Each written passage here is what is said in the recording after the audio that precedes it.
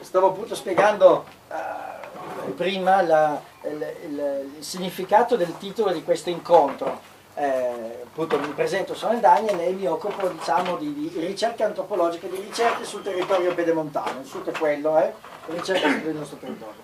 Il perché del termine fitolimurgia, e stavo spiegando che è una scusa, questo termine, per andare a spiegare più delle usanze tradizionali nostre, perché la cosa importante, indifferentemente dalla tematica che noi tocchiamo, che può essere quella musicale, linguistica, tutto, noi dobbiamo chiederci sempre il perché.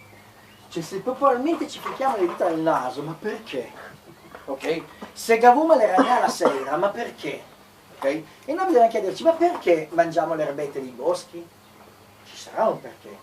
Dopotutto c'è la grande coltivazione di impostazione antichissima, per cui ci sarà un perché. Allora, spiegavo che fitolimurgia, fito, il termine greco sta a indicare pianta, non interessa. Alimurgia è la parola latina composita da alimenti a urgentia, che vuol dire alimentazione d'urgenza, quella dell'ultimo minuto. Dicevo che è stata coniata da Ottaviano Targioni nel 1767 ed è un ramo della scienza tuttora attivo.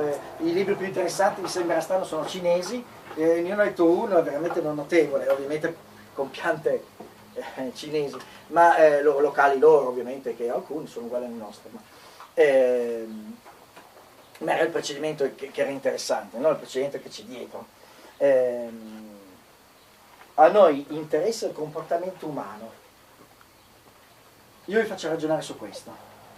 Noi siamo fortunati, siamo nell'area del mondo dove mangiamo in realtà 3 volte al giorno. Siamo nell'area fortunata del mondo. Pranzo, cena, mangiamo abbondantemente, abbiamo le colazioni e le merende per i nostri bambini. Non andiamo a fare retorica, perché dall'altra parte del mondo sappiamo che non è così.